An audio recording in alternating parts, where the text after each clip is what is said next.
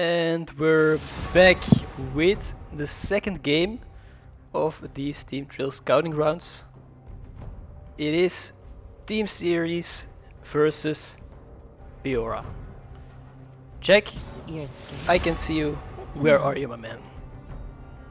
You can't see me, that is rather sad. Where did I go? Where did you come from? Where did you go? His name is... my camera has yeeted itself out of existence. There you are. There is It should be fine now. that beautiful face. The sweet face coming through. Anyways, shits and giggles aside.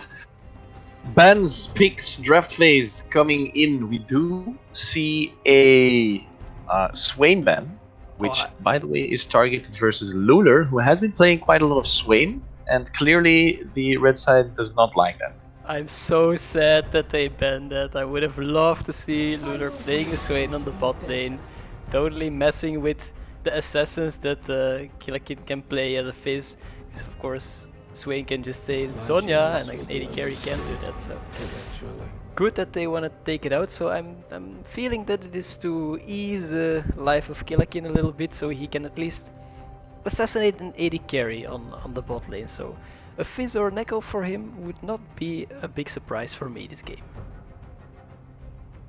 Camille gets taken out, as Safa is quite an avid Camille player. They do not want to see that. They just, of course, saw Nerea or IMKS playing him and thought, you know what, that looks ugly. I do not want to be part of that. I'll pass. I'll pass on having that against me. We do see Scary Mode gonna be probably picking up the Elise. Was hovered. I'm assuming we're not gonna see the Ivern here. It should go back to Elise, maybe Rek'Sai, but I'm assuming they want to give him the Elise. Maybe not so early on though. So I'm not sure what they're trying to do here with the Ivern pick.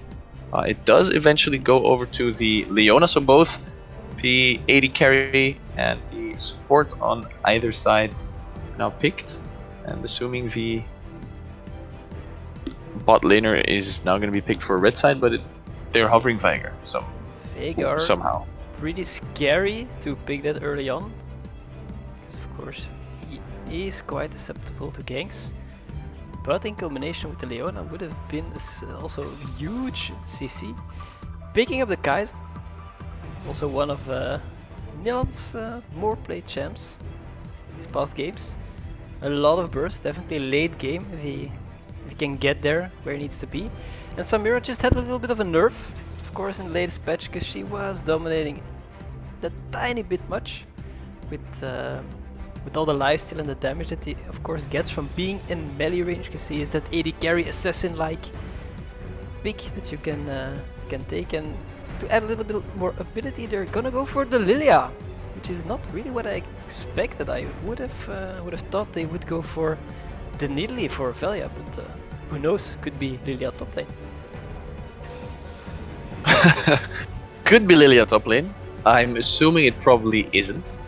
Looking more into the Leona Kai'Sa gonna be able to get off her passive stacks rather easy due to the C lock that Leona does bring.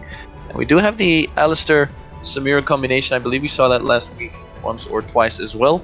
Rather strong, of course, Alistar being able to lock down a target. Samira gonna be able to follow that up with her dash, and this is also pretty unexpected. I would have thought that Scary Mode was gonna pick up the Elise or the Rek'Sai. Nocturne, not necessarily the first idea for me. I guess they could place him mid, but I'm assuming he won't go there. Nocturne probably better in the jungle. A lot of pressure once he hits 6, and he can just be that crazy global assassin what he is known for. Taking out the Vladimir, so they are really targeting Swasa's champion pool at this point. Still has that Wukong available, which he could choose for, or the Set, also a good bruiser that he likes to play once in a while. So expecting one of those picks to come true, but both teams still keeping their top laner fairly hidden. But initiation, they already have that, so they have the Leona, they have the Alistar, even the Lilia in a way with her lullaby can definitely give some engage. So split pushers is also a possibility at this point for them. So I dread. They are eventually going to take Shen away from Fengdere. Kalista is something Nilan does play. They already have a Kai'Sa, so it would be interesting to see both Kai'Sa and Kalista picked up here. Kalista Probably top, it's been a not thing. going to be the case. It used to be a thing. I don't think it still is a thing. Bring it so back. I'm assuming they're not going to go for this pick here. And I was going to hope for a Cho'Gath on Fingdera, but it is going to be a Scion, which I'm actually really happy with, because last Scouting Grounds I talked with Pascali a lot about wanting to see very tanky top laners, and we never got to see one. And now, finally, after all these years of waiting, the Scion does come through, and of course Safa picking up a set to one of his better champions. I was expecting that pick to come through, and also very good against the Scion. Used to be able to rush that Blade Adorant King. Not sure if they still do that at the moment. Of course, Blade getting a small nerf in the latest patch as well, but should help Set get through that Scion's a massive health pool once he gets rolling. And at the moment, red side really scary engage tools, and Bendix choosing to pick the Fizz himself, because of course that is one of the main champions from Killakin himself, so he just snoops it out under his nose, expecting him to go for it, and now he has to come up with another plan. Echo still being open, so not sure if he's going for that one, or is he gonna lock in this cannon for the team fight of dreams. It does eventually look. It He took quite locks a while. it in. This Riot countdown keeping you. Okay, somehow there were placeholders. I'm assuming there were placeholders. We did not get any notice from placeholders here. They should have probably told each other. There it is. Fizz is Syndra, so it was not the Fizz pick, and Kennen is Fizz. So, yeah, okay. So Kennen is Fizz and Fizz is Syndra. So they do eventually get. They do eventually get Fizz into Killakin's hands, which is, as you said, one of his favorite picks. And of course, the Fizz placeholder on the other side, which is Syndra, making it actually slightly favorable eventually for Fizz, able to juke the Syndra balls to the face. To if he jumps on his trident. Of course, early on in the lane, it's gonna be a bit of a bully. Fizz is definitely a huge counter for Syndra, because yeah, you can just juke the main damage of her unleashed power, and knowing that Fizz is also one of the more comfortable champions for Killakin really makes me wonder if Bendix will be able to outplay this. We'll need a lot of help from the jungler at that point to make sure that the lane does not snowball out of hands, because yeah, Fat Fizz, that is the story of last game all over again, with a Fat Kassadin and a Fat Camille. You just do not want to see it, because he's gonna run around throwing fishes at people, one-shotting them. The only question that I have for you, Jasper, which one is your favorite Fizz skin? Favorite Fizz skin? Yes. The carrot Fizz. The Easter Bunny Fizz. Easter Bunny Fizz, hoping to see that. Popping them bunnies out of the ground. Popping the bunnies out of the ground as we wait for Viklovi Medvedek. I am so sorry I butchered your language there, but he is back in the game as we go into the draft phase once more. Of course, we do know what is gonna come through this time. Yeah, we already know Good to know. what is happening here. Let's see if I can fix this a little bit better. Technical difficulties, Technical- fixing them on the fly. Fixing them on the fly. As you will see, I have to fix the team names as well later this game. Yes. Because else, you know, Young Guard will run away with the credit of this Victory. game. Maybe we do not want that in the graphs. Or maybe if they lose, they maybe want that. But we'll see how it goes. Yeah, the The Fizz Snooperoonie had me for a second. It was well played by It was by seerees. interesting, and that's probably why it took so long for Red Side to give the pick. They had to, get the notice that Fizz was actually a placeholder. Probably not expecting their Fizz to get snooped away from them. So in full panic mode, they said, "Holy Christ, we need Kennen here." However, I do like Kennen. Like Kennen mid, it is not being played anymore. It's just top laner and has seen a few AD carry games a few seasons back. But Kennen mid never really been a thing, I believe. Not really. Hasn't been played that much. Kennen support with Kalista maybe. Theory crafting on the go. Theory, coaches take notes. Coaches take notes. We're going in with the Kalista. Next comp. The Kalista Kennen in bottom lane. Kennen does not bring anything to that lane aside from getting thrown in by Kalista and hopefully being able to ult two people. Anyways, we of course know what's coming. We have the set Lilia and Syndra being picked up on one side, Sion, Nocturne, Fizz. I kind of like the Nocturne pick. I was not expecting it because, we know Scary Mode plays a lot of Elise, has a crazy win rate on Elise. Plays a lot of Rek'Sai, has a decent win rate on him as well. Two very early game junglers. Nocturne basically needs his level 6 to get off the ganks that he really wants. Easier lane ganks. Easier board juking skills for Nocturne once he gets his paranoia up. Has some pressure earlier on in the game, but is a lot more difficult. And at this point, I'm assuming Sion's gonna be the big ass engage for Red Side, and the rest is just gonna follow in his footsteps. Yeah, once he pops that ultimate, everything goes dark. I can't imagine, but feeling scared for the team of seerees because they just do not know where is Sion gonna hit and who is Nocturne gonna focus, because you just can't see, which makes that ultimate so ridiculously strong and has a lot of utility as well to it. Just not only for the engage, but just the pure vision that you take away from the team in a key moment can definitely win you a team fight. And yeah, they have some quick attacks that they can execute, because you have a Fizz going in, a Nocturne going for the backline, Kai'Sa can jump around with her ultimate, so it's gonna need to be on their toes to outplay that. At the moment, if you look at the early game, I would say that the blue side has the advantage on that, because you just have the range advantage on the mid lane.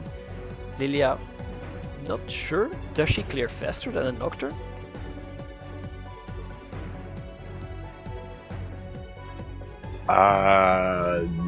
I think this is close to the same. Like, she is incredibly fast, she moves quicker in the jungle, so you could arguably say that she's faster.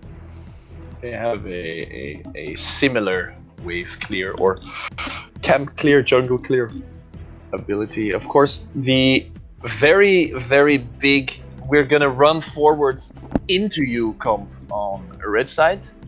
Blue side, on the other half, with a set, is going to be able to look for some flanks to try and push the Kai'Sa, for example, into his own team, or to actually get the Sion back out of his team and ulting a big tank back into the enemies.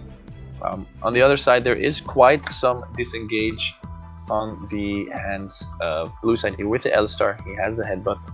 Samira, of course, has it like the 360 Yasuo wind wall, which he can use, and then Syndra's knockback is gonna be there to be used for some disengage as well. We're gonna look for some interesting fights here. Probably a lot of 5v5 fighting. Don't really see a lot of split pushing unless Seth maybe wants to take that on, but they do want him in the fights to use his showstopper to just completely break fights. Yeah, and also the Syndra not gonna have the most easy game of her life at this point. Guessing she's gonna go for the Zhonya second buy, because yeah, once you get hit by the Jump the Waters or the Nocturne goes for you, you just need that little time frame to survive, giving you the opportunity to flash or anything, because else you're gonna die and you're just gonna feed at that point.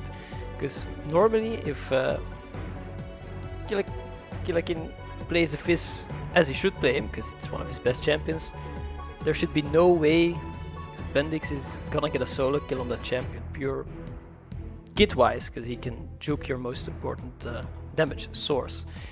So the protective item will be very valuable for him if he can pick that up.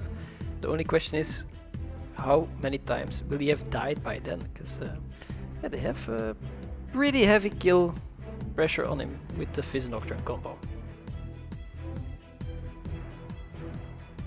And we have another 45 seconds. Of course, the game has started. We have a 3-minute delay here, and as we wait for these last few seconds, Bobo Joe, which composition, which draft, which team here? Bobo Joe gonna get your composition with money put on them. Not literally, but who do you think is gonna win is maybe an easier way to form that match.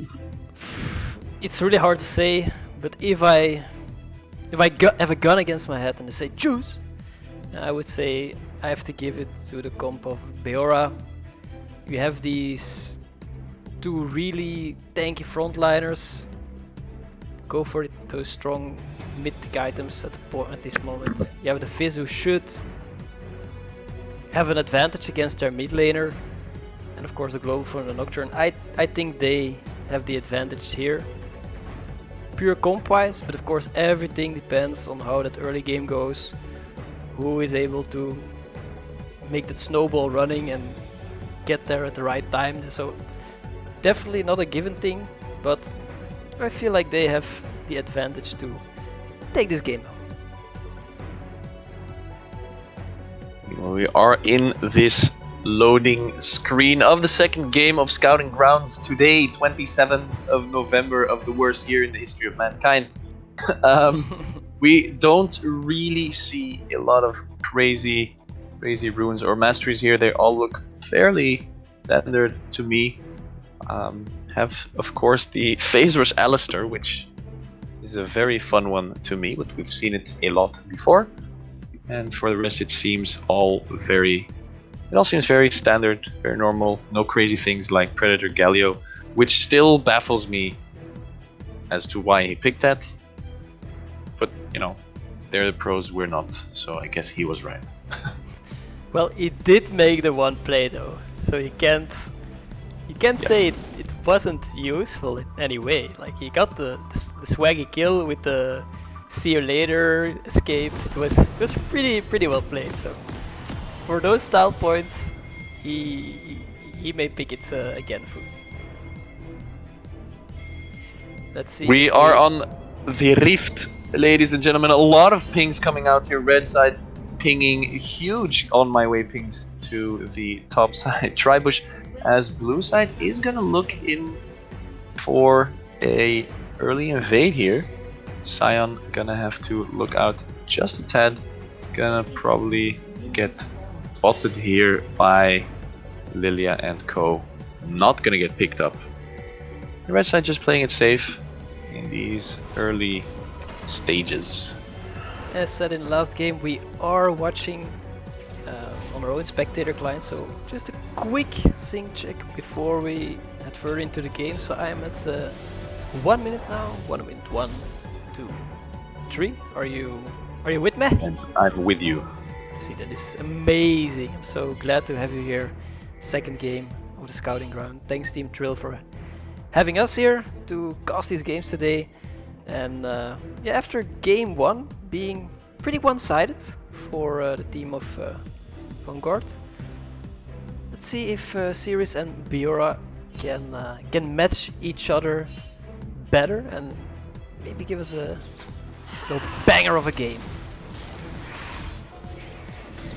Still, the invade blue side tried to do it earlier on, are gonna continue to do so while Lilia picks up the Chicken's Fizz, is part of the fight as well. The damage comes through, first blood is for Safa, finds it with the Haymaker, survives it as well, and now Lilia needs to run away very hard.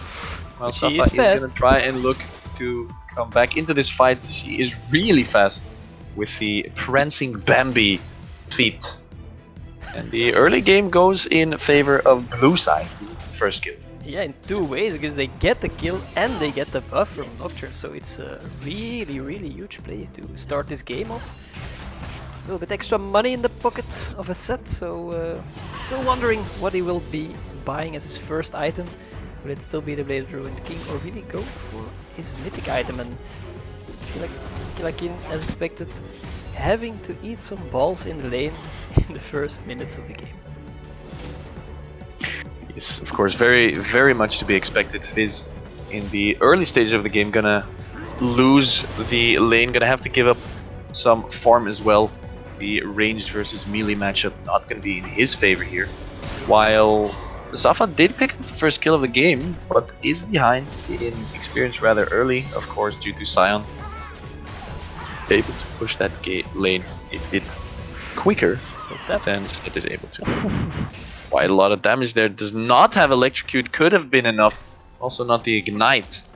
But it's clearly pushing Fizz out of this lane. See if he's already used his Ignite in the early skirmish, so doesn't have much pressure. Even if he could match Syndra at this point in the game. Making it very hard for him. Gonna have to take an early back for some sustain, because already running out of disruption. And top lane. Oh!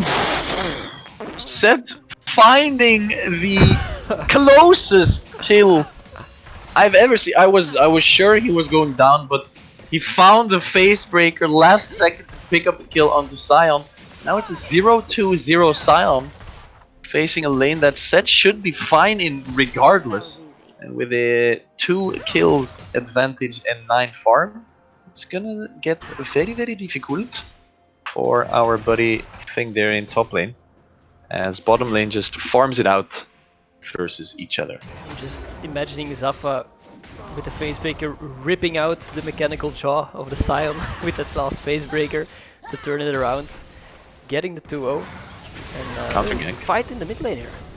Killakin going really low, gonna not be able to juke. The stun gets picked up there by Syndra, and also Scary Mode gonna go down. It's a double kill here for Lilia early on in the game. Lilia, extra gold she needs to actually one-shot people midway through this game. That was such a nice gather the week from Syndra. Definitely needed, or Lilia would have been in trouble, but at this point everything goes in the favor of the blue side. Series must be really happy with the performance they're doing so far, because it's always them doing that little outplay makes it turn around, because the 1v1 kill in the top lane was so close, the skirmish could have gone different early, and now in the mid lane as well. Everything one-sided, so red side, hopefully they're not being demoralized by this, can still do everything, because they do have the strong CC in their comp and the assassination potential. They just need to find the right moment, and this might be it. Here's the gank from Scary Mode, gonna come in, not being able to deny the entire engage from Alistar. He's gonna find his way out of this fight. Another kill for Jabot. It's a double kill again! 2 ganks, 2 double kills, and now Samira going really hard. Gonna take that turret shot, is gonna go down, giving a kill to Kai'Sa in this bottom lane skirmish. And the win of the fight means they can look for the first Drake of the game as well, which is Inferno. And I said this might be the comeback for red side, but it's absolute disaster. Yuye Botta again aanwezig in the bot lane. 5-0 and 1 in 6 minutes. That's just participating in 1 kill per minute. That's crazy at this point of the game.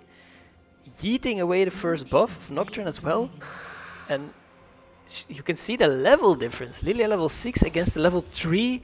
Nocturne Scary Mode totally being denied everything on the map now, can't do a thing, and it will be so long for him to get back into this game. So you really need that paranoia to turn the tides on the mid lane at this point, because Fizz of course has been focused pretty heavy by the Lilia so far, and if they cannot get Killakin on track, then this will be a really hard game for them to win. Killakin, meanwhile, he has found the level 6, still has Ignite up, also has his Chum the Waters now as he just turned level 6, so the kill potential suddenly a lot higher. He does have the potential to, let's say 70% Syndra, get her down to basically 0. And turning the lane around, so Lilia is gonna have to hang around there to find counter engages for her. While she's level 7, by the way, Nocturne is level 4. So, you know, Lilia completely winning the jungle game at this point. And also top lane looking very good for blue side. Red side gonna have to look for something to do here, and the question is, what should they do, what can they do to actually turn this game around in their favor? Red side has to focus the mid lane, and Bendix knows. He knows that he is the one that they're gonna focus, so he gets that early stopwatch as well to counter it. So very smart buy from him at this point, because it doesn't matter how far you're ahead. If you get hit by the Chum the Waters and the Paranoia comes through, you're dead. And looks like they're gonna dive Sion. Showstopper gonna come down. He still has the Haymaker, gonna use that shield to tank the turret, and it's a dominating Lilia 6-0 and 0. 2-0-1 set, top side of the map, completely winning the game at this point. Not only are they gonna find the Drake, the winning fight mid, bot and top, but they're also gonna pick up Herald. It's just as one-sided as the previous game. I must say, these guys know what they're doing, because if you would ask me in a solo queue game to dive a full health Sion, I would say, are you crazy, man? I'm not doing that. They just kill him easily, and now they're gonna try the combo that I spoke of. This is enough. This might be enough. It's a gank in the mid lane, but Nocturne does not find the kill together with his Fizz, and even worse, he's the one who gets picked up eventually. Thanks to a good roam by Alistair. And I think we're a little bit out of sync again with our combo. I'm at 9, 9, 1, 2, 3. Are you right on you? Are you right on the dollar? Right on the dollar. Damn, man, it's good. The dollar dop. So good. All right, no, that was the play that they had to make. But as I said, stopwatch buy, really smart of Bendix, denying that turnaround that they could have made there, picking up an extra kill. Of course, now that's out, probably gonna choose to finish the mythic item first before building that complete Sonya, so they have a window to go for that play again, but of course they just invested their ultimates in this, and or ultimate, because of course scary mode still needs to hit that level 6. Gives Syndra time to get pressure on the lane again. On the top side, I'm not sure if they can do something against this super pet. Yeah, we're gonna find a decimating smash on team. Fear is gonna come through. Haymaker doing quite some damage, but a great spell shield there by Scary Mode. Flash behind him. Something there, maybe not the way to go. And look at Safa going ham, balls to the walls. And Paranoia coming in, he went really hard with like no HP.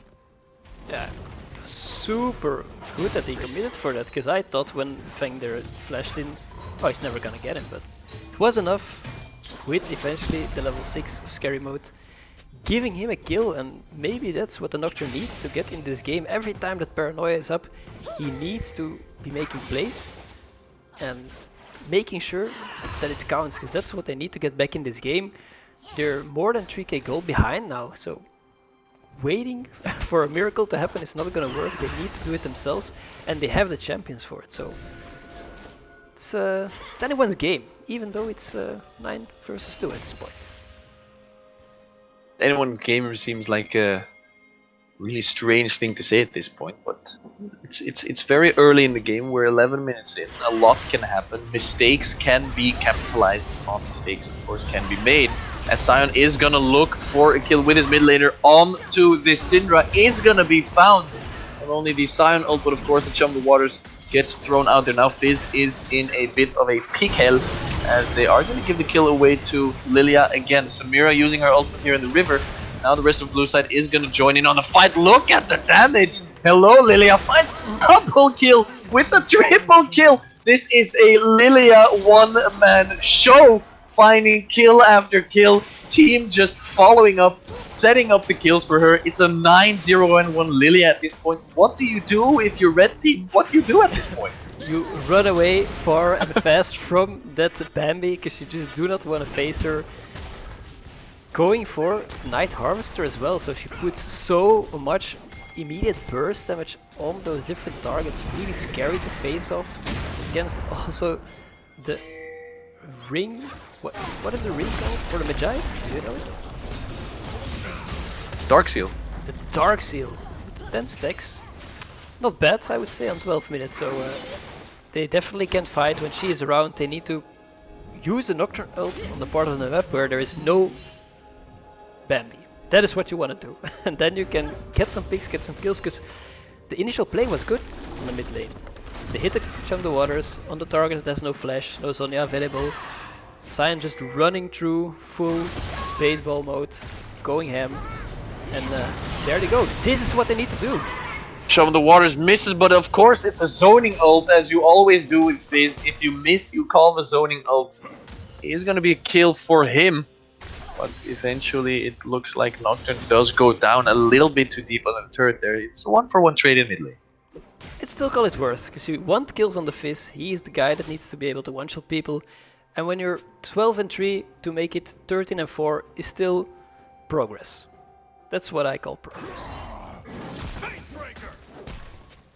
At this point, I don't know how happy they are with the Nocturne pick. Yes, he can join in easily on the engages, but he's not really making a difference at this point, whereas his counterpart on the Lilia is doing exactly that. So I mean, he could be having some bad luck, but it looks at this point that he's getting out jungled. Second Drake of the game also picked up. We do have the Mountain Rift, something that's interesting for the Alistar, for the Sion, for the Set, Leona. Both teams can actually use this Rift, Lilia but top at side. this point it's Ready gonna to be murder. Blue side picking it up. The Set ult gets used. Sleep gonna go down, not being able to hit his Decimating Smash. Fully gonna survive it due to Nocturne being there, and Set going rather low, not being able to dive the Sion this time. And he does get out, but that could be first turn. Really good of him to survive. It's actually the first Lilia gank where nobody dies. So this is absolutely good for red side that they don't kill him that easily. And the Lilia, okay, she's 9 kills, but she has also more than double the CS of the Nocturne at this point. 147 against 60. That is right, like insane lead that you have there. Because the rest of the map is fairly equal. CS wise, but that's just where it goes wrong. I want to see the gold difference here. It's 8.3k gold against 4.2, so that's 4k. That's like 2/3 of the gold lead. It's just purely on that Lilia and the jungle diff. That's yeah, it's pretty heavy to look at. Of course, at this point, if Lilia does go down early on in a team fight and she was not able to do a lot of damage, then it's gonna be a fight that red side can win, but they're gonna have to be able to find her, which is not easy because of the movement speed she gets, as Fizz has to burn his flash mid lane. Nocturne ult. Missing another Chum the Waters. Paranoia is ready. Leona gonna go in really hard onto Samira. Nocturne gonna fly right behind that, gets exhausted. Is it gonna be enough? No, Samira does go down eventually. Nocturne survives the turret shots like a real man does. And they pick up a kill, getting them back into this game just a little bit. And they're fairly confident Lilia is not there because of course the Herald is up. She is topside to know we need to make a play to trade there against that objective being taken away. So well played that they do it like this, because of course you can try to contest it. And Nilan, what are you doing? You're just dying against the turret there. Nilan had lag. Sorry, Lag? Courtly had Question lag. mark. This is a clear case of lag. He just tanks the turret and gets taken down, something that Alistar had not expected either, because he could have maybe picked up kill the damage from Gibolte. He's even too much for the Sion to handle. What do you build? Your Sion, you're going full tank. Aside from the Sunfire Aegis here, what do you build? Do you just say, look, I'm gonna go pure MR to be able to tank the Lilia? Or do you just say, I'm gonna ignore her, she's gonna go for my backline, and I'll go for R? Well, as Sion, you do have the luck that you stack your HP passively with the W. So you do have some form of general resistance against every kind of damage. And as you say, The Lilia is the big problem here. You need to be able to survive that, so Force of Nature is definitely the way to go. After you've finished your mythic item, and Sion ulting in, unstoppable onslaught coming in. But can't make the turn. The turn is not enough, has to drift by the drive-by field. Does find the stun eventually onto Alistar, has not got his ultimate up, has used that one earlier in the game, does not get bursted down. Safa is part of the fight, using the showstopper onto 3 people. Solar Flare is gonna come down, gonna find a phase breaker onto all 4. Haymaker does the damage, finds the shield. Nocturne finding the kill eventually onto Syndra, and look at the sleeps. I think 2-3 people get slept there. Bendix finding the kill onto Nocturne there. It's a double kill for Lilia. I think she picks up another triple kill. That's the 3rd triple kill, maybe a quadra kill. Is the Penta still alive? No, it is not. And Sion uses the blasting cone there to get out safely, but it's still a prancing Bambi who runs at 75 billion miles per hour. So the chase is on. Yeah, she's like, you're a murderer, you shot my mom, I will have you. But he is hiding in the bushes in their own jungle, so not gonna continue that chase. And the fight starts with them, of course, over focusing there on the Alistar pick that they thought they had.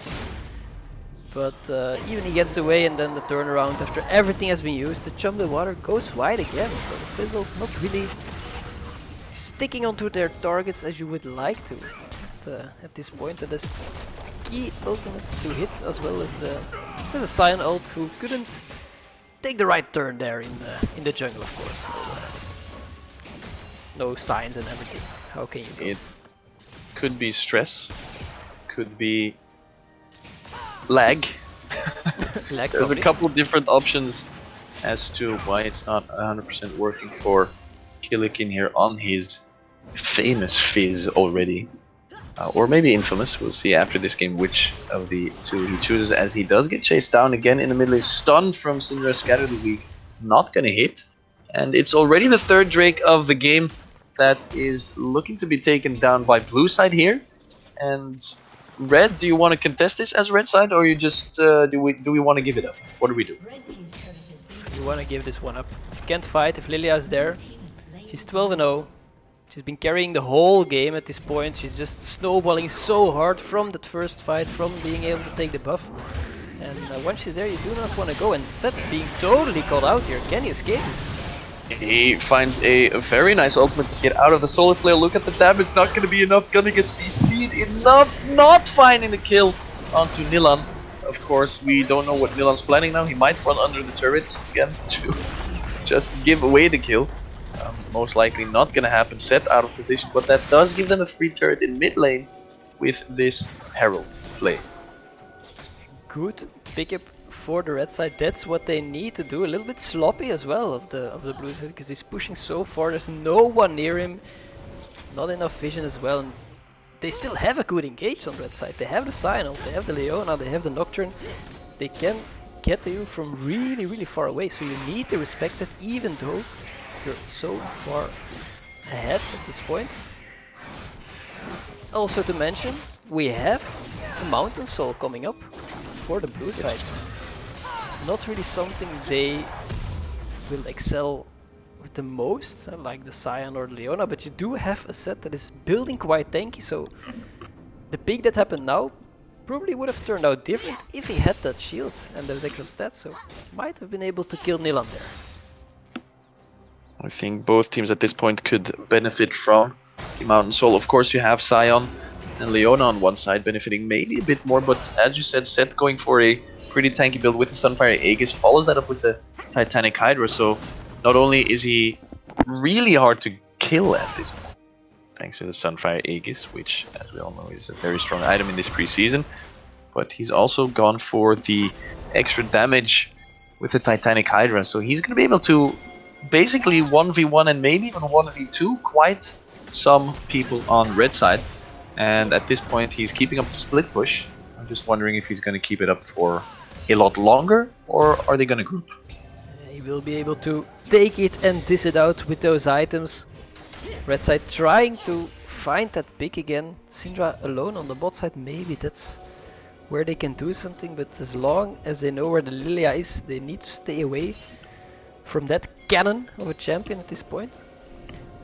Now let's start clearing all the vision, making sure that the red side can't go anywhere comfortably, and that makes it so hard for them to make the plays that they have done before. It's really a little ward fight between the supports, and look at the whole jungle being denied from Nocturne 4 levels behind on Lilia, which is yeah, of course not where you want to be if you are expected to one-shot someone in the backline with your champion. So that's more of a utility ult, the Paranoia at this point. Paranoia, of course, a lot of people believe that Paranoia is only to be used to fly into the enemy backline. But it can easily be used as a utility, as you say, to just deny vision, save teammates, or just split up fights and not necessarily only to fly into the backline. At this point, that's more of an added bonus to the ultimate, as they are going to want to use that a lot to deny vision. We have a minute and 20 seconds on the next Drake. Red side could give it up at this point. I mean, it's only between brackets a Mountain Soul, but do they want to? Because I feel like if they fight, they'll just lose the game. Well, they have a choice. If they get a pick now, they'll be able to have a number advantage and maybe, and I say maybe, win a fight, because even with a 4v5 I think Lilia still being able to carry that. But if they want to do it, they'll have to do it like that, or pressure the Baron, because of course if they go for Drake, you can say, okay, we melt Baron and do the trade that way. Is it worth it? I don't know, but it's better than going for a fight that you can't win at this point. So it's a choice that they have to make. The time is ticking, so a pick won't be that easy. Lilia is there, but yeah, the choice has to be made by now, and it seems like blue side is looking to handle the Sion. Blue side is just looking for basically any pick, if that's what it looks like, at least before this Drake comes up. The big fight of the game is going to start here. Great showstopper there. Bicep picking up a lot of damage, and it's just a complete annihilation by blue side. Sure, Samira gets picked up. She did have to blow her exhaust, which is, by the way, interesting that she's running it. But aside from that, it's a clean ace. Alistair loses half his HP. Samira dies. The rest of the team is full HP, and they just it feels like there's no resistance from red side. There was definitely decisiveness there. No decisiveness. They didn't know what play to make. As I said, there were some options, but yeah, you're on a clock. You need to do something now because Drake is spawning. The Baron is still up as an objective. You know they're gonna go for it. What are you gonna do? Are you gonna give it a soul? And they're just kind of standing in the mid lane, not really knowing what play to make. And eventually, blue side is like, yeah, we're much stronger. We're basically all here. We can just run forward a little bit, see where it goes, and then yeah, they just start hitting the Sion and they can't get away anymore. They commit, and only Killakin is in the end able to kill Luller. But yeah, what are you winning with that? With the Lilia still spinning to winning on your whole team, so very hard. And there were better plays possible for the red side to make there, because they just chose to not make a play at all. Not making a choice is, of course, making also choice as well. Choice. Exhaust comes out from the Kai'Sa. Not going to be enough at all. Getting just complete their 100-0 there. And looking at the scoreboard at this point in time, we are getting a bit of a deja vu this game. Paranoia is going to get used. He's going to try and find the Baron. Does not go down. It is blue team picking up Baron Nashor on top of 3 kills. Alistair picking the Nocturne kill up, the first one for him in this game, and probably going to be able to end the game at this point. Sion split pushing, sure, why not? Yeah, well, I think red side knows that at this point it's easier to let it slide and to keep fighting, because they've tried, but the 1406 Lilia is not gonna give up a kill today. She's only gonna go stronger. However, I spoke too soon. Might get picked up here, but that's where Samira can come in. Support Samira finding the wall, the 360 wind wall to protect the jungler. Fizz gonna go really hard onto the Lilia, not gonna be able to find it. It is eventually a double kill for Samira, thanks to a lot of lifesteal there from the Immortal Shield Bow, gonna get picked up. It is the game-ending play. Red side probably knew what was coming, had to try anything at that point, tried it, did not succeed. This game was very similar to last game, and again, blue side winning this fight, making it so that they continue on to the winners bracket. And the next game in the losers bracket will be Team Beora versus Team Daiwanina. The winner going on to tomorrow's games, and the loser just dropping off today. Yeah, definitely don't want to be in the spot that drops off because you, of course, want to keep playing and proving yourself in these games in the THRLL Scouting Grounds. Well played by the team of seerees. Definitely overpowered their opponent in this game. Of course, it's the only difference with the last game is that there was no swing whatsoever in who was winning here. It was from the start the invade. Yuya going in, getting the red buff, getting the kill for Safa, and then snowballing out of control with a 1v1 kill, the kills on mid, everything going their way. And yeah, it was apart from a few good plays from red side. Of course, they did get some picks. Never really a worrisome point where you could say, okay, now it's really in the hands of red side. So well played to them, and I think we'll take another short break, get a little drink, and then we'll be back for the next game, which is of course the loser bracket. Am I correct? Yes, should be the losers bracket between Team Beora and Team Daiwanina. Both gonna be fighting to keep their spot in this scouting grounds and continue to tomorrow's games. We'll have to So see that later. We'll take a short break and we'll see you soon in a couple minutes. see you.